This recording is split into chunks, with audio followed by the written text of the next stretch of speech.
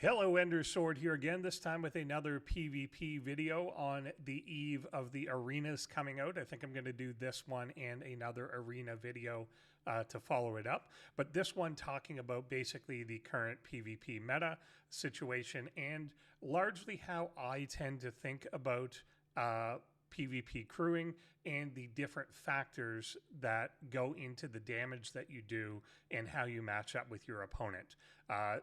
I haven't done one of these videos in a while. I was planning originally to when the second wave of mirror officers came out, but it turned out that they were complete garbage and there was no point in using them in the first place. I'll touch on that a little bit later anyway, but I wanted to kind of go over the way that I think of everything as a multiplier or divider in PvP in terms of the damage that you're doing to your opponent, the damage they're taking, and the damage you are taking on your own side. Everything can kind of be manipulated into a multiplier or divider in terms of the actual result that you're getting. And I think thinking of things on that sort of timeline or that number line is a way that is going to help you make decisions based on your own crewing, your own ships, and who you're fighting, things like that. So the first things that are probably a little bit more obvious are the multipliers that happen in PvP. First, you've got your critical chance and critical damage, as well as hull breach. So critical chance is essentially what are the odds that one of your hits is going to turn into a critical hit. Once it's become a critical hit, it's going to multiply all damage that you've done by the critical damage amount that you've got and hull breach if that's applicable in the scenario. So your critical damage may be something like 800%. It's going to take that number that you have, subtract the defense that your opponent has. So they were going to have some research that reduces the amount of critical damage you do to them based on research, based on buildings, things like that. It's going to net those out. There's artifacts for that too, things like that. Then multiply it by hull breach, which is a 1.5 straight up if you've got hull breach on your opponent. Although once again, now there is anti-hull breach research that is available too, that is going to factor into whether the hull breach works or not, or whether it reduces your critical damage or not. And then ultimately at the end of that, there is still a critical floor. So if you have a critical floor of 100%, 200%, I think you can have up to 400% right now, then it will not lower it below that. So basically it takes the chance of hitting a crit. Once you do hit a crit, it's going to multiply it by that multiplier, let's say 800%, and it's going to take all the damage you do and simply multiply it by 8 straight up. The second multiplier is one that I don't think people totally understand how it works. Isolytic damage takes your base damage and then multiplies it and creates kind of a secondary damage, which is isolytic. The nuance that I don't think totally everyone gets is that there are two components to this.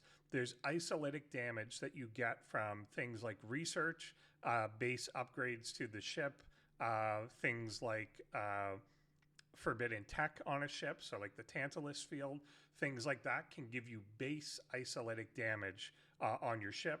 Certain artifacts trigger with that as well, where what it is adding is damage.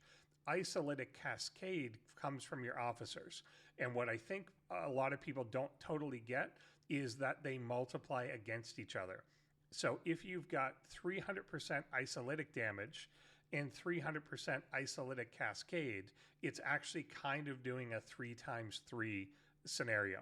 So the isolytic damage happens first. It's going to take all your standard damage, convert it to isolytic. So if you've got 1,000,000 standard and you've got 300% isolytic damage, it's going to take that and multiply it by 3, and you're going to end up with 3 million isolytic damage. It will then take the isolytic cascade, which is then going to take the normal damage you have plus all isolytic damage that it's already added and multiply that by the new amount. So if you've got something like a Mirror Picard that is adding, say, 100% isolytic cascade, maybe you've got 7 of 9 below deck, maybe you've got the new Gwen below deck, things like that, they're adding isolytic cascade to it. It's going to take that initial 1 million plus 3 million and now multiply it by 1.5 or 2 or 3, depending on the size of your officers that you've got available. And Picard, the way that he works is he applies some in round 1 and then he increases it in round 2 and then maxes out at that amount going on. So the fact that this is multiplicative makes it one of the very few things in the game that actually gets better as you increase it. Most other things are fairly diminishing return. If you have 800% and you increase by 100%, then you're really only gaining like 1/8 the new amount. Whereas in this, you're essentially taking the square of it. You're multiplying it together. So if you've got 3 and 3 and you add a little bit, it's going to get multiplied by the other factor. So if you've got 300% damage and 300% cascade, and you were to add 10% cascade, it's really taking that 10% and multiplying it by 3.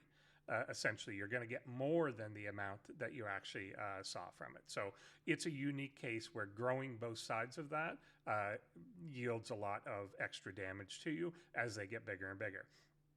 The other main multiplier is extra shots. So that is coming from things like Freeman. It's coming from like Gul Dukat, coming from ST Lan, coming from Weyoun. So the old strike team officers that are there, plus the new like cartoon officers, and it is in a much weaker, lamer sense coming from Murakira. I'll talk about that later. Basically, kind of doesn't totally work because it ramps up a lot slower.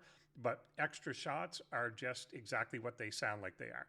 If you've got a weapon that fires 3 times and then Weyoun triggers, and he has a 100% extra shots to him, then it's going to trigger 6 times instead.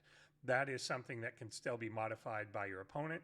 If he's got assimilate on you, then it's going to weaken what the officers actually do, so you may not get that full 6. You may be getting 5. Some of the officers are straight up, so Freeman is just 100% flat. Other officers like Gul Dukat, and I've done a previous video on this, start at like say 42%, and then each round continues to compound for 5 rounds. And ST Lan actually does it infinitely.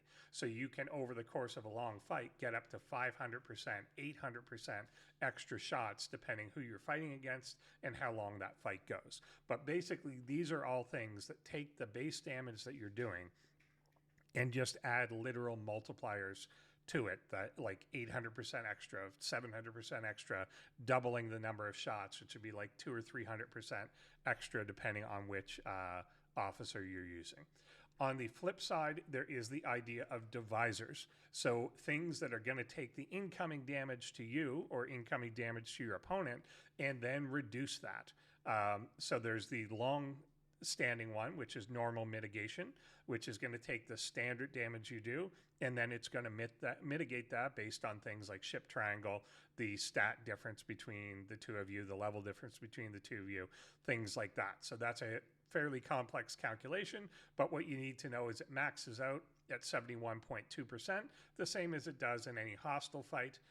So there's going to be some range of mitigation that you're going to get there. Unless you're completely overmatching the opponent, it's going to be somewhere between probably on the lowest end, like 50% to the 71.2%. So that's going to take all standard damage that comes in and mitigate that. It doesn't, however, touch the isolytic damage. That is instead dealt with by isolytic defense. Isolytic defense is based on the isolytic defense number that you have. This is a diminishing return one. So again, the first 100%, it's weird that they even express it as a percent because it's not really. It's just kind of a raw number, or again, a divisor. So the first 100 isolytic defense you have is going to basically cut the isolytic damage that you're going to receive in half. So if you're going to get hit by 1 million isolytic damage, it's going to take that and reduce that off the bat by 50%. As that goes higher, you're going to get a diminishing return on that, but there's a point where it will eventually pass your normal mitigation. I think about a isolytic defense of, I think it was 345, is about the point that your isolytic defense is now hitting that 71.2% mark, but it can continue on from there. So you can get up to like 4, 5, 6, 700 isolytic defense in the game. That's just going to cut, say, 85 to 90% of the damage you're receiving in. So it can actually get a lot higher than the normal mitigation, but the isolytic number itself is a lot higher to begin with too. So as they increase their isolytic damage, then the isolytic defense becomes more and more important, but also you're just reducing a bigger number by a bigger number. So for a while here, it looked like eventually isolytic defense was getting so big that it was going to make the isolytic damage fairly useless. That even though it was a really big number, if you were eventually mitigating 90% of it, then it was bringing it back into balance where the normal damage was much more important. However, they've done so much to increase the isolytic damage you can do, which again scales not exponentially but multiplicatively as you increase those things, that it's actually kept pretty good pace and has outpaced the isolytic defense available to most people. So still, when you get in most PvP fights, you're going to find that anywhere from 70% to 80%, usually if you're like a relatively even matchup, of the actual damage that goes to the hull is going to come from the isolytic side of things as opposed to the standard side of things. The other barrier here, which is the apex barrier, is going to apply after both of those things. This one, again, is a straight divider of what you're going to take to the next levels of your shield and hull. So in this case, again, it works out right about 10,000 apex barrier is about half the amount of damage that you're going to take. It works in the same way as the isolytic defense, where it basically functions as an efficiency that is dividing what you get, and that's going to be a diminishing return as you go. So kind of the first 10,000 is about 50%. If you get up to 20,000, that's saving about 2/3 or 66%. Get up to 30,000, you're now saving 75% as you get up there. So again, it diminishes as you go. You're going to have to get a lot higher to get to the point that you're starting to mitigate. 80%, 90%, I don't think is even achievable in the game at the moment. Things like that. But it definitely helps, but it diminishes. So once you've got that first like 10K of it, which is basically a tier 1 mirror Picard, everything you're adding to that is a little bit less important than the previous amount that you're adding to it in the first place. So that's kind of there are certain kind of sweet spots in there where it helps, but adding a little more to trade off another officer, there's pros and cons to that, which we'll get to later. But basically, again, think of it as a sliding scale downwards. Shield mitigation is relatively static, but there are a couple things that modify it. There are researches for 5-star players and above that will lower your opponent's shield mitigation and increase your own. In the net, those things essentially cancel out. So you get a bonus 2.5% reduction to theirs and a 2.5% increase to yours. But if you both have it, then it just equals out to the same 80%. So shield mitigation by default is at 80%.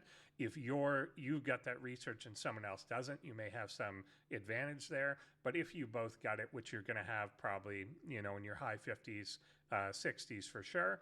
And then before that, in your 40s, 30s, neither of you have it. So it's kind of irrelevant. There's a pocket of space where that becomes irrelevant. If you're somehow in your late 50s and you're fighting an opponent in their 40s, you're going to have it, they don't. You're probably going to win the fight anyway, but you'll see the advantage in that time. The other place where this can be modified is, of course, through officers, and there is Strike Team Una, which is really important in PvP in lowering this. It's what made the battleship strike team so good in the past.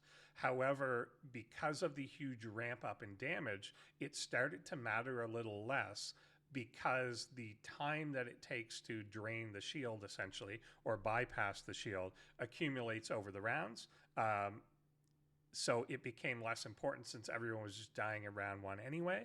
Now that the apex barrier is there, it's starting to become a slightly more important thing again, and there are situations in which you want to be using the shield bypass as opposed to other things to increase damage, and there's a bit of an equivalency there, which I'll get into later. And then the last divisor is going to be hull repair. This is something that started really, really small, but is starting to creep up as people are now leveling up officers like PIQ and leveling up all their X-Borg favors and getting a few extra things like that. Hull repair is now really cutting in to the amount of hull damage that you're actually taking, particularly since some of it is constrained to certain matchups, that it has to be the right ship type against the right ship type, and some of it is a little bit random in that there is a chance that it will repair a certain amount versus a guarantee that it will repair a certain amount. But basically, once you've taken damage to your hull, it's gone through all these levels of defense. The fact that you then take it but repair it at the beginning of the next round, when this stuff first came out, the hull repair first came out, again, we were in a situation where PvP fights were actually so short because isolytic damage was so high and no one had any defense yet, that so many fights were ending in one round, basically in one shot, that the repair didn't even come into play and people didn't have a lot of it yet. Now it is starting to be a factor. If you're now repairing 25%, 35% of your hull at the end of every round, that's once again dividing the amount of damage that you're actually taking by that amount. If you're repairing 35%, you're essentially taking 1/3 less damage, so you might as well be dividing what they're doing by that percentage going forward. So I think the biggest thing that I'm trying to get across, and I'll kind of loop back to it over and over during this, is the idea that you can think of a lot of these things as equivalents. The fact that on one side you may be doing twice as much damage, on the other side apex barrier may be cutting their damage in half, are essentially equivalent things. That 2 times here and divide it by 2 here essentially cancel out. If someone's doing twice as much damage, but you're just ignoring half of that damage, then that's going to, in terms of what's hitting your hull, what's actually damaging your ship, are going to work out to be the same thing in the long run.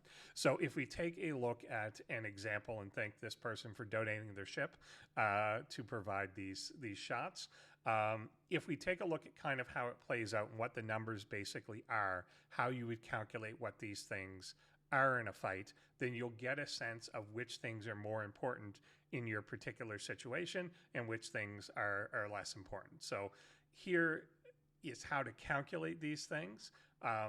Basically, if you want to know at least an approximation of your critical damage, whatever the overarching thing is, whatever your ship says or whatever the enemy ship says is wrong. It only gives you the number that is true in 100% of situations, so the non-conditional numbers that you have.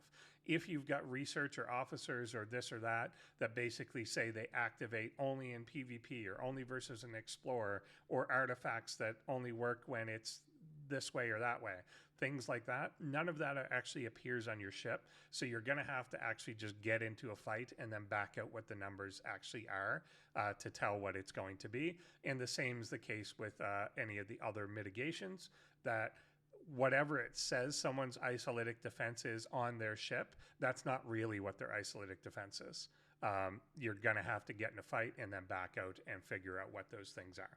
So in this case, the best way to estimate critical damage, and we don't know exactly what it is from this because there's some variation in your shots, you're going to want to look in a battle log for a case where the same weapon has fired and one time it critted and another time it did not. Now, there's, again, a natural variation in you can hit a small shot or hit a big shot within about a 10% range or so. So the more examples you have of this, the better off you're going to be, or the more accurate your estimate's going to be.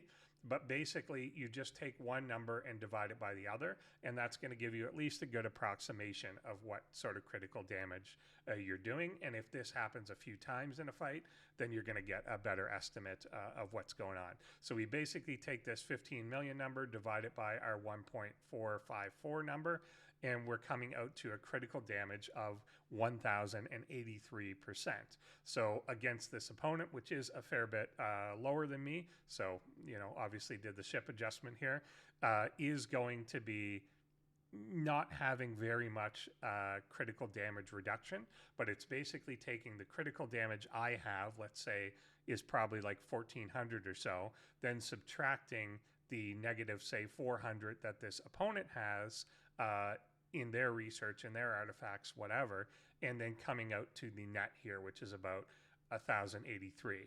If I'm fighting someone that is about my same level, about my same research amount, I'm usually seeing this more in, say, the 700-800% range. That person may have more critical damage mitigation or subtraction compared to what I have. So that's going to make a difference. But this is how you basically figure out what your number is. And very often, for a long time, the PvP was really decided by this number. If some people had really good negative on their side and really good positive, and another person didn't, I was in situations where my critical damage was hitting for 10, 11, 1,200, and theirs was hitting for 300 because they had neglected things like the Q building, neglected things like the Bajoran research. Nowadays, the premium dust tree in the mirror is really important. So if you've been able to get some of that, then you're going to have much better PvP numbers there if your opponent doesn't have any of that at all. Same with the Omega dust that just came out. That's going to play into this as well.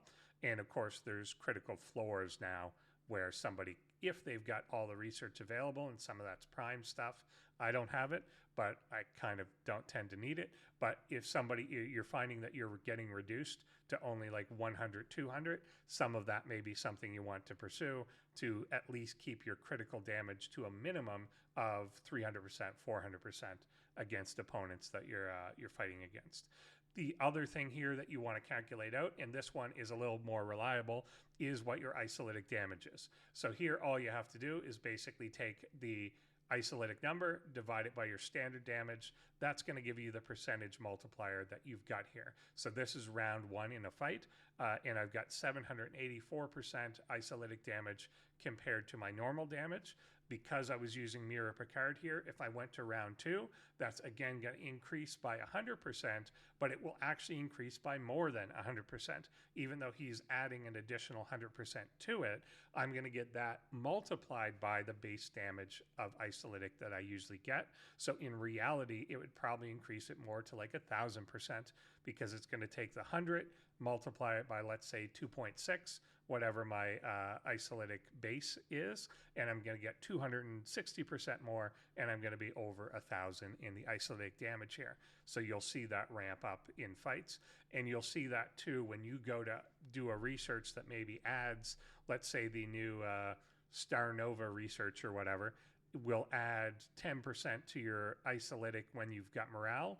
When you actually go and look at this, you're going to find it's bigger than 10%. It's going to be the 10% times the isolytic cascade number that you've got, which is going to be more like 20%, 30% that you're adding on. So that's a really big source of it. So these are kind of the main multipliers that I have on my side. If I'm using a mirror crew here, which would be Mirror Picard, Mirror Data, and Honor Guard Worf, I'm not going to have a shot multiplier. If I do have something like a Wayoon crew, a Gul Dukat crew, something like that, or a Freeman crew, I am going to have a shot multiplier that I would also be adding on. It won't make the individual lines look bigger, but there will be more lines. So instead of shooting 3 times, I'm going to end up shooting 5 times, 6 times, whatever the multiplier is, depending on that officer and what round number you're in. So that's a multiplier that can happen too. On the divider side, how to figure out what your mitigation is, you're basically taking the amount mitigated and dividing it by the amount that has been shot at you, basically. So if we take this 912, divide it by the 1.4 million, then we're getting a mitigation here of 62.72%. That's pretty reasonable. That's around the area that you're going to get in a lot of fights. It's going to be between 50% and that 71.2% in most cases. Only if you're really outclassing them is it usually towards the 70, and if you're the other way around, it would be more towards the 50. But in most cases, you're going to be relatively in the middle, 60s, things like that, unless one of you is way stronger than the other. This is where the battle triangle comes in the most. In this case, we've got two interceptors here. If we had a matchup where it was Explorer versus Interceptor, you're going to have this number pushed down a little bit more. However, I think what you're starting to see is because isolytic damage can actually be so big, the percentage of damage that now comes from the standard damage that you're doing in terms of the actual amount that makes it to the hull is going to be quite small compared to what your isolytic actually is. So the small variations in mitigation here don't make a huge amount of difference. It's only when they're quite different is that going to trickle all the way through. If you kind of follow through what's making it through here, you're getting about 600,000 damage getting past the mitigation. Then about half of that is going to be cut off by the apex, 300,000. Then about 80% of that's going to be cut down by the shield. So you're only getting out of this 700,000 number, probably only about 60 to 70,000 of that is from the standard damage. Most of it is going to be from the isolytic. So you can kind of see that depending on what your opponent's isolytic defense is and their standard defense is, what amount of that is trickling through to the bottom there to make the difference. So then that goes to isolytic mitigation. Here, same thing again. If we take this 5.6 million number, divide it by the amount we're doing, we're going to get an idea of what their isolytic mitigation is. In this case, it is fairly low, 50.9% here. So my isolytic is going to be doing a lot more to this opponent.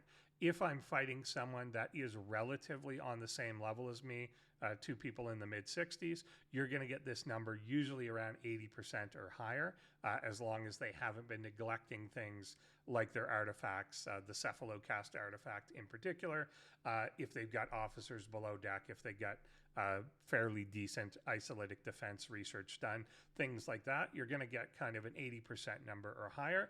So it's typical that your isolytic mitigation is going to be higher than the standard. In this case, it's not. So that's going to be weighted more heavily. So you can kind of see that in the fight, which one per point of actual damage on the left is going to be more impactful in terms of damage making it to hull on the right. Then the isolytic barrier here, this person does have Mirror Picard equipped with a 10,000 apex barrier, and then probably some level of research, maybe a few hundred more behind that. The way that you figure out apex barrier is you're going to take the amount mitigated and then divide it by the three remaining numbers. So amount mitigated, divide it by, then in brackets, the mitigated number again, the shield mitigation, and the amount that hits the hull, and that's going to give you the total number or total percentage that you've actually mitigated out of it. So in this case, with about 10,000, it's approximately half the damage that you're ending up saving there. And then of course, as that goes higher, say that you've got 20,000 instead of 10,000, you're going to be saving more like 65, 66% of the damage here. Then it kind of gets smaller and smaller. So if you've got like 50,000 apex, which I'm not sure you can get to at the moment, then you may be mitigating 80%, 81, 82% of the damage that you're taking, which is obviously, pretty good, but it's getting that high becomes higher and higher. Each 1,000 that you're adding to it becomes diminishing return on what you're getting out of it.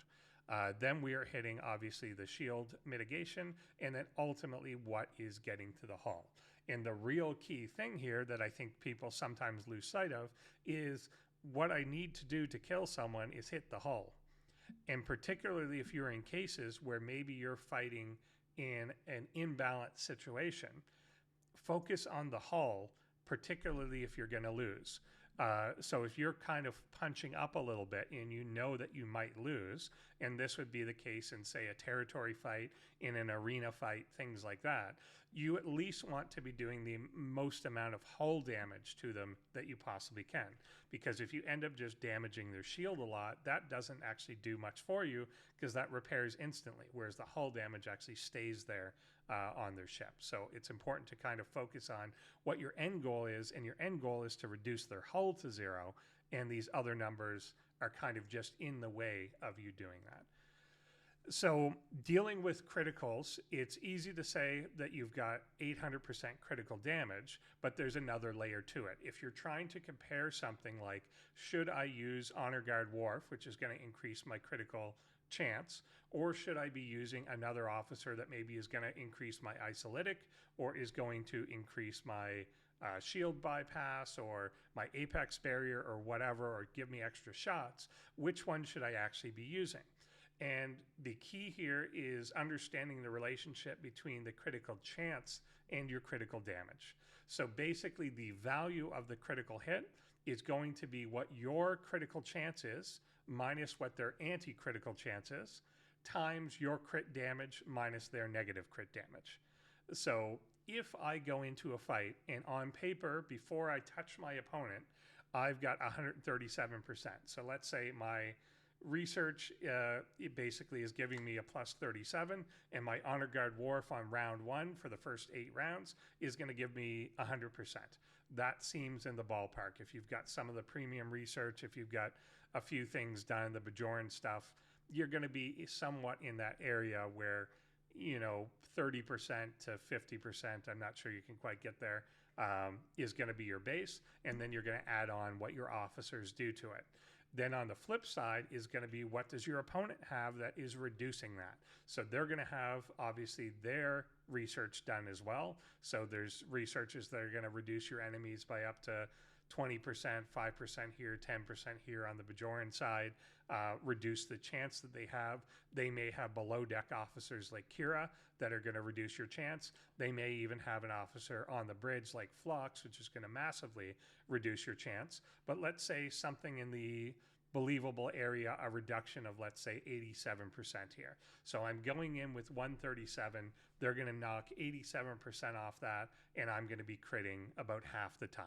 If I'm fighting someone that is on a very even plane with me, I've found that over the long run, again in the mid 60s, I'm getting about a 25 to 40% chance against most people that I feel are reasonably well researched up. And then if there's somebody that neglects that, you're going to be a lot higher. But somebody that's kind of on par, has done their homework, done their research, has officers equipped properly, things like that, I'm going to be getting about a 25% chance when I've got, probably 25 to 40, when I've got Honor Guard Wharf on there. And then that plays into of like, how does somebody like a Garrick work, where I'm going to be getting a percent chance every round. So basically, if I kind of come out the gate with a, in that case, maybe 10% chance, because Garrick starts smaller, then the next round he's increasing it to 70, and by round 3, any Garrick I'm using is hitting 100% of the time. So basically, you've got to figure out, what are my odds of landing a crit, and then what is the strength of the crit that I'm landing at the end of that, and that will determine what my value is. So now I'm going to take my crit damage and my enemy's negative crit, which again, you don't know what it is, but you can kind of estimate based on what you're seeing in a battle log, or knowing what your own research is and kind of estimating what theirs might be. But let's say in this case, 1,483% minus 400%, and I know from the log I was getting about 1083. Basically, it's, I get 1083, so 10.8 times what I would normally get when I crit, and I'm critting about half the time in that situation. So the value of this is basically a 5.4 multiplier to the damage I'm doing. So if I was deciding between putting Honor Guard Wharf in or putting another officer in that may increase my defense, for instance, so let's say something like Kira, if instead of putting Honor Guard Wharf in and I put Kira in, and she's going to increase, well, in her case, increase the isolytic damage that I'm doing, she would add 25% to the synergy of Mirror Picard. So I'm going to be doing a bit more isolytic, 25% in one round, 25% in the other. In reality, I know that's about multiplied by 3. So let's say 75, 75, I'm increasing by 150% versus doing 5.4 times as much. Then I want to compare those two numbers and decide which one to go with. And in this particular case, I would say, well, I'm critting pretty well. My damage is pretty high. I'm better off with the Wharf doing a lot more damage rather than doing slightly more isolytic damage, say 25% more, probably when you compare those. And then Kira gives extra shots too, but over the course of a few rounds, it's 15%, 30%, 45%. It's a slow ramp up. So compared to something like a 5 times boost, she's probably going to give me like a 50% boost to the extra shots and like a 20% boost to the isolytic. That's not as strong as me critting. Another thing to consider, let's say in place of Honor Guard Wharf, let's say I'm using a battleship instead. So I'm going to be breaking out the Cube or breaking out the Derridax or something. What if instead of using Honor Guard Wharf, I wanted to put in ST Una? She is going to basically bypass the shield of my opponent, and then how does that kind of compare one to the other? So as a control, if I'm fighting someone that's on an even level, I know that 80% of the amount that gets past that apex barrier stage is going right into the shield. So if I get 1 million damage through that, or let's use this consistent number, if I'm shooting shots of about 1.5 million, I know that what gets to the hull at the end of that, if they're at 80% normal mitigation, is 63,000. So I'm shooting 1.5 million, only about 63,000 against this opponent is going to get to the end.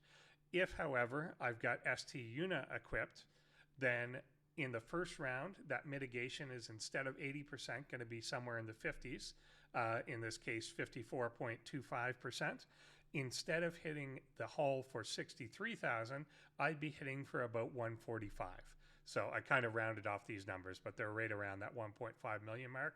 So you can kind of see the increase in what hits the hull, despite the fact that the number is relatively similar throughout. Again, there's some variation in what your shot does, but in terms of what's hitting the hull, you can clearly see that it's going to increase. So if I didn't have Una equipped at all, then this would have hit for about 60 something. With her equipped, it's now hitting for, let's say, 145 if we rounded it. In round 2, I'm then getting even more bypass.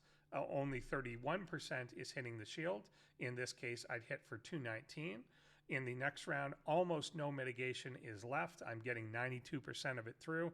Only 8% is getting stopped here, hitting for 292. And in the last, 0 shield is there. On the ship, they've actually got a lot of shield left. I've not killed it. I'm just ignoring it at this point. Then 100% of that shot is going to hit the hull, in which case it's going to be 318. So it's going to ramp up the longer I go. But effectively what I've done here is by round 4, I'm hitting for about 5 times as much. Does that number seem familiar? By round 4, I'm essentially hitting at the same rate that I would be hitting if I was critting on this same person. So if my crit chance was, let's say, lower, let's say in a fight that I'm in, I've got a 800% crit chance, but 800% crit damage, but only a 20% crit chance. They've got pretty good research. Then I'm really only on average getting 200% bonus damage to my opponent, because it's that, say 1/5 of a time times the 800%, 160, maybe I've got a crit floor at 200. So let's say I'm hitting my floor at 200. Actually that does make sense. If I've got the 800, either way, it's basically averaging out, let's say 160 to 200% that I'd be effectively getting. So then if I compare it to that shield bypass, even though it takes a little while to kick in, right in round 1, I'm already doing 2.5 times better to their hull than I was doing in the first place. And in round 2, I'm now doing like 3 times better, 4 times better. So by the end, I'm about 5 times that number. I'm better off with that in the long run than I was with the crits out of the gate. So maybe there's a case, if my damage isn't that high and my chance isn't that high, the shield bypass doesn't have a chance to it. It's just 100%. It will always work against this opponent, provided I'm on a battleship in this case. So that may be a more reliable thing for me to do, but it's going to work better the longer the fight I'm in, whereas the crit damage doesn't necessarily have that difference. It's going to average out more the longer the fight I'm in, but in terms of the actual damage done, it's going to be about the same, whereas the shield mitigation one, it's actually going to ramp up the longer the fight goes, and by round 4, I'm just completely ignoring 100% of their shield. So essentially, whatever shield aspect exists on their ship, I'm just kind of ignoring it. I'm never actually going to have to take that shield down to 0. I'm just hitting the hull, which is kind of what I'm trying to accomplish. And particularly if I'm in a fight where I think that I'm punching up, this may be a bit more beneficial because what I'm doing is more front-loading damage to the hull, and maybe I'm only going to get 1 round off and then they're going to kill me because they're a bigger ship or something. At least I've contributed more to my team by doing more damage to their hull. Whereas if I tried to do that crit crew, yeah, I'm shooting more, but less of it's making through. And because I'm punching up to begin with, they're lowering a lot of my damage and they're lowering a lot of my chance. So it's actually weaker comparatively. So things like that are a factor in it as well. So when you're trying to decide what your crew is going to be, then you want to take that sort of thing into consideration. So let's say that you're starting with the basis of, I'm going to go with the Mirror Crew core, which is Mirror Picard as the captain and Mirror Data on the side. Mirror Data pretty much has to be there because he's the only one that triggers Assimilate. Dizok can theoretically trigger him below deck, but he's not reliable, and he can't trigger him in round 1 anyway, so it kind of takes him off the table as a useful guy. Unless something else comes out in the future that can reliably trigger Assimilate, and you need a tier 5 data to be able to do it 100% of the time, then Mirror Data pretty much has to be there no matter what. And then Mirror Picard, because of the way that he works, that his apex barrier works when the Assimilate is there as his officer ability, but his captain ability is so strong, him and Mirror Data synergied together have a 100% isolated damage that it's doing per round for 2 rounds. So you get 100% in the first round, 200% in the second round. Like I said, that then multiplies against what your base is, so it's actually even stronger than that. So these are kind of your core that are essentially always going to be there. I think Kira had come out with the assumption that she could be an alternate captain. She can't. It's terrible. It just doesn't really work. She doesn't ramp up quickly enough at all, and the amount of apex that she's giving is just not sufficient to get you to the point that it's going to replace what Picard is doing and the isolytic that he's doing there as well. So basically, this is your core. Now you want to consider the most popular thing I'm going to use is Mirror Picard, Mirror Data, Honor Guard Worf, or Khan if you expect a much longer fight, as in a dozen rounds or more fight, then you may use Khan instead. But Mirror Picard, Mirror Data, who am I going to slot in? One thing that is theoretically a multiplier, but I think is misunderstood by a lot of people, is the Mirror Ezri and Mirror Troy, both at tier 1, which you can see I haven't put a lot into them because they suck, is 450% base damage to kinetic and to energy on each of the officers. 450% sounds like a lot when you see it written. It is nothing. You've got about, if you're somewhere in your 50s or 60s, you've got thousands of base damage added, probably at 65. I think mine is now in the 10 to 12,000 base damage range. So you're taking 10,000 and you're adding 450 to it. Or even if you tiered these guys way up to the point that they're adding 1,000, 1,200, whatever, to that base damage, it's something. You might notice it, but it's literally within the margin of variation of the weapon that you would actually have to do multiple fights to even statistically see that they're doing anything for you, because they're only adding that 450% is basically 4% in reality that they're adding on to you. So that doesn't really help. Where they can help is with the isolytic synergy. So they're going to add an additional 50% to what Picard does. So if you take his original 50%, add 50 for mirror data, and add 50 for one of these two, then that can definitely increase the isolytic damage that you're doing. But then we have to compare that to what are the alternative officers there. If we've added 50% for both rounds, maybe I've added then, let's say at the end of multiplication, 300% to my actual final isolytic damage number, and I'm doing 1,000% instead of 700%. That's say 50% more. That's pretty good, but if I crit, I'm going to get 800% more. Even if I only crit 1/4 of the time, that's on average 200% more to what I'm getting.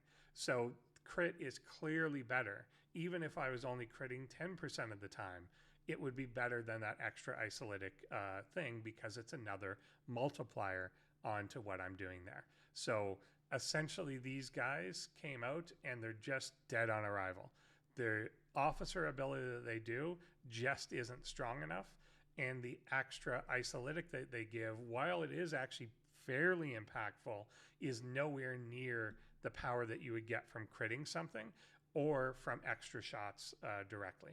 So if there was something else that you can put in there that is better, or even again the shield bypass, if you're on a battleship, then the shield bypass is going to be way bigger than the extra isolytic damage that you're actually getting there. So it kind of makes them, even though they make the synergy work and they seem like they should go with the set, it just doesn't work out very well, and their officer abilities itself are kind of a dud, so they're really there only for the synergy itself. On Mira Kira's side, she's got, if she had the 50% isolytic synergy, it might be starting to become something that you would consider, but unfortunately she's only at 25% because of the officer type, and her extra shots take a long time to ramp up. So at tier 1, she only gives you 15% extra shots, which because of the way the game rounds, you literally won't even get.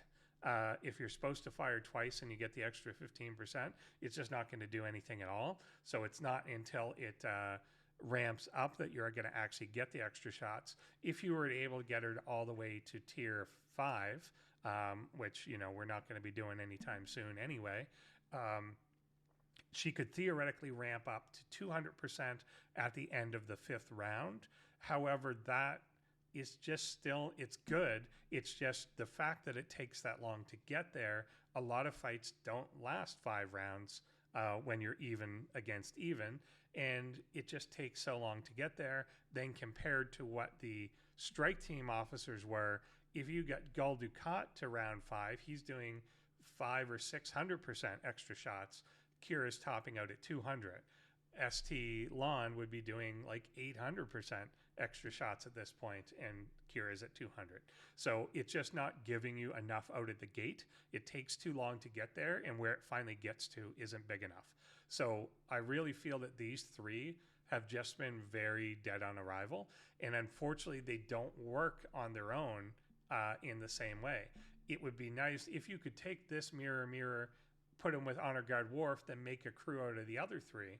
But because it still requires the assimilate to work in the first place to make Kira's ability activate, then you can't do that either. So you really we need some existence of another assimilate officer in the future to roll for a second crew. So in reality, these guys are kind of sitting on the bench. They're not going to get a lot of play, and instead you're probably going to bring in a strike team, one of the older ones, as your second crew for something like an arena. So yeah, the Uhura has a little bit more interesting stuff to it. One is she's got the isolytic synergy, which is the full one with Mira Picard, so it's going to take that up to 150%.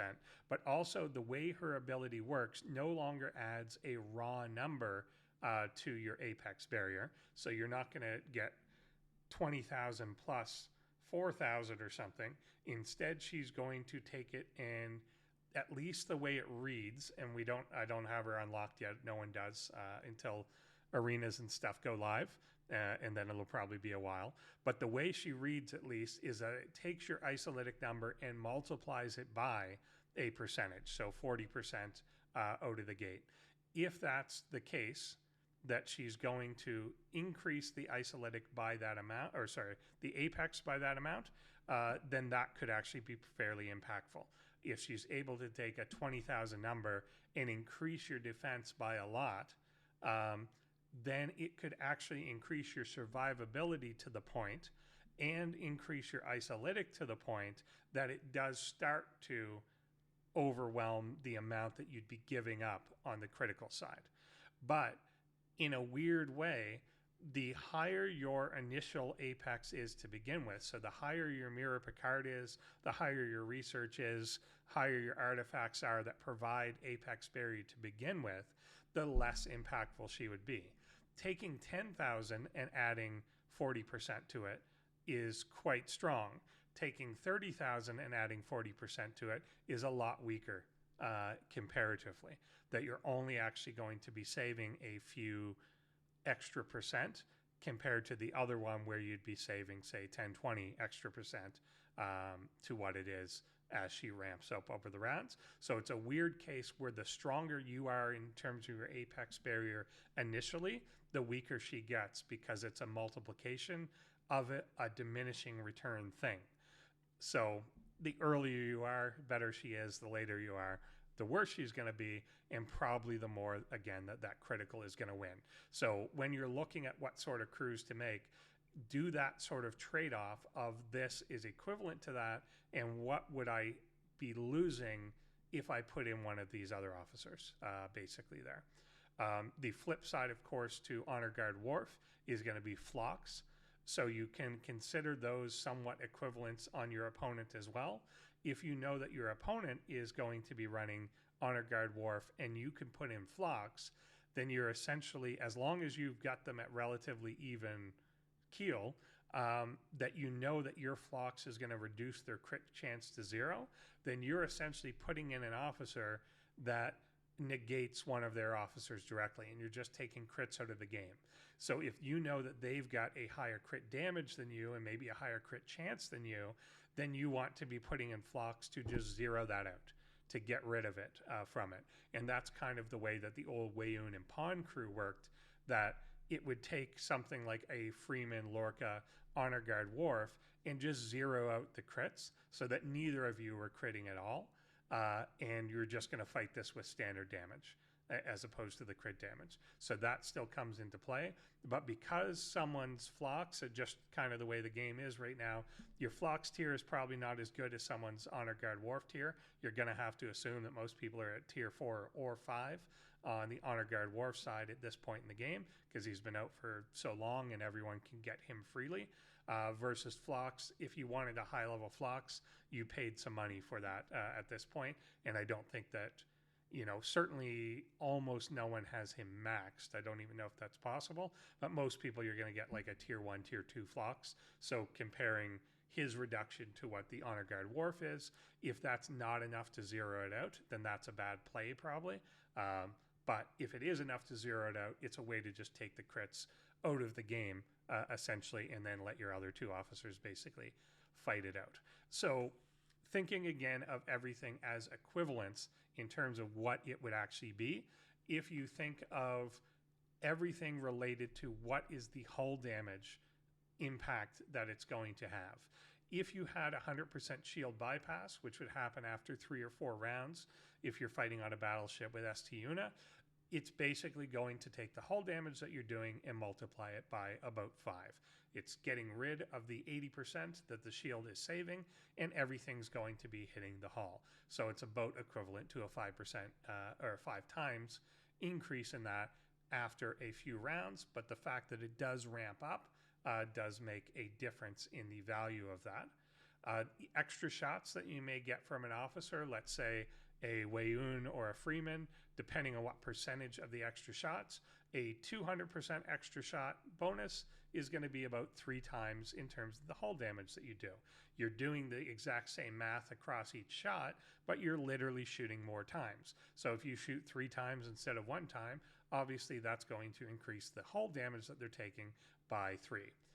A 800% critical damage is going to multiply directly the hull damage by 8. Whatever your actual factual critical damage is going to be the damage they take.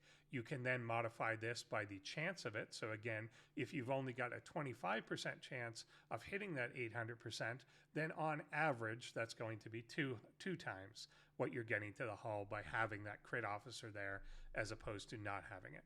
If you're increasing your isolytic damage, you want to be saying, well, what is about the average isolytic mitigation that my opponent's going to have? And then how much is increasing this going to increase what gets to the hull? That's why this one's a little bit more approximate. But say if I've got a 750 isolytic compared to 0%, then that's going to be doing like 7 times more hull damage to the average person. In the example we saw before, it was even higher than that. It was probably 9 to 10 times as much because their isolytic defense was lower than you would get on average. The higher their isolytic defense is, the lower that number will be, and vice versa. The apex barrier, kind of keep this is an approximation, but keep this in mind.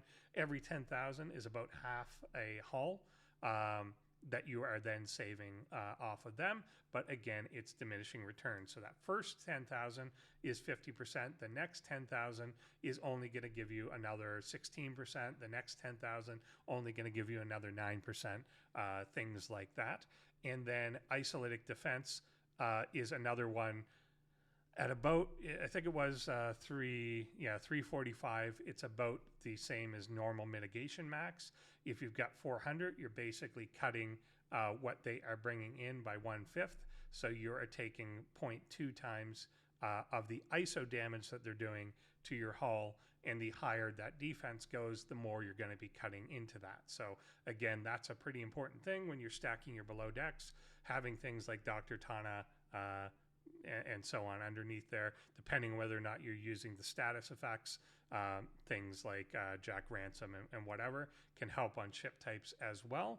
But isolytic defense is not generally kept up to the extra isolytic damage. It seemed like it was surpassing at one point, but then they've added so much isolytic damage to the game, and it's multiplicative. It seems to be outstripping.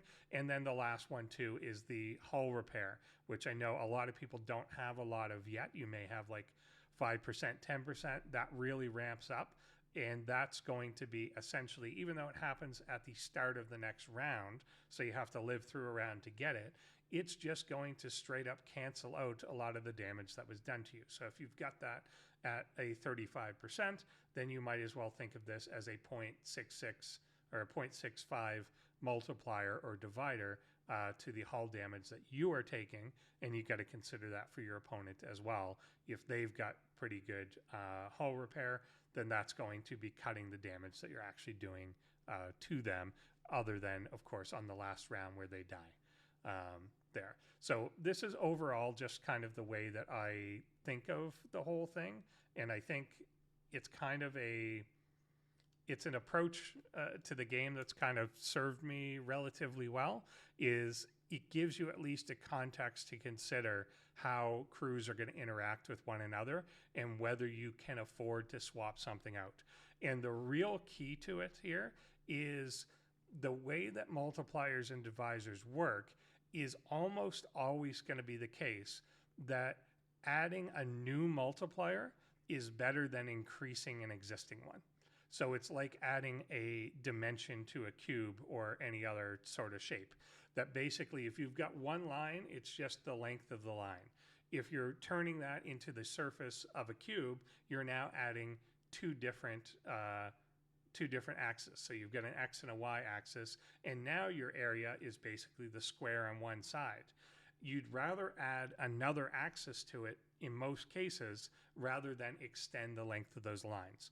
So if you were looking to basically maximize surface area on something, or then you want to be extending lines. But if you were trying to maximize volume of the cube, then obviously adding more depth to it matters. So basically taking the damage you're doing, multiplying it by isolytic, multiplying it again by crits, and then if possible, multiplying it by extra shots, you're now getting X times Y times Z times A in this, as opposed to increasing one of those things. So if you could increase one of those stats by, say, 20%, or you could add a new stat that is a new 400% multiplier to it, you're obviously better off adding that additional stat.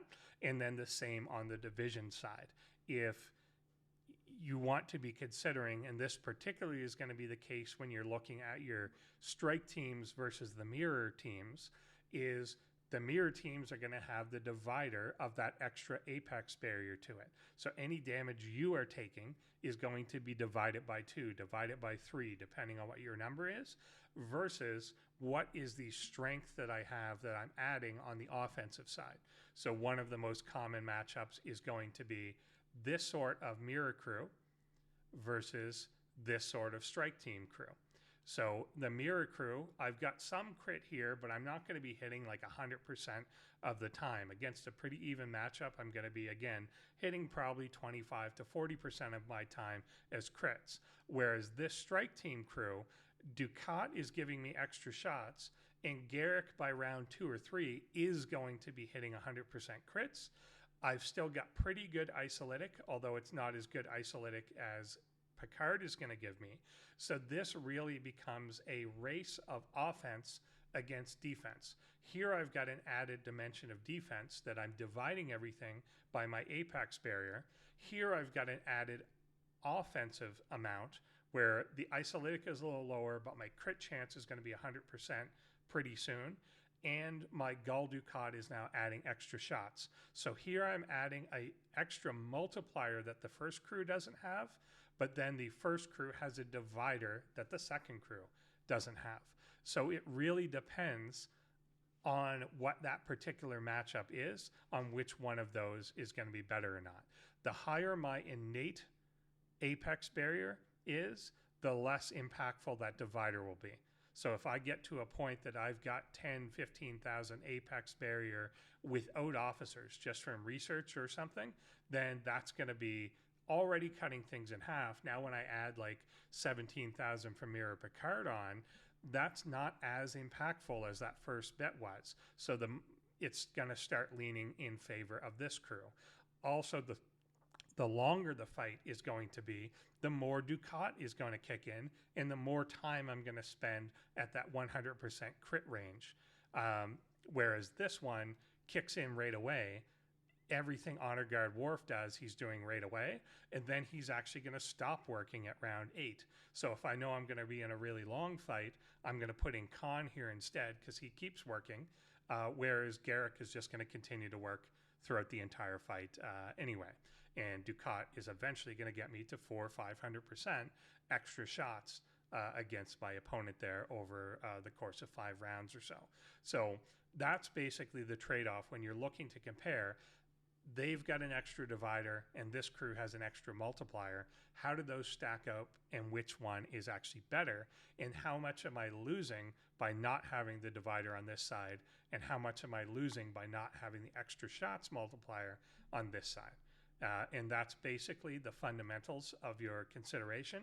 And then you've got, say, the strike team crew with Una.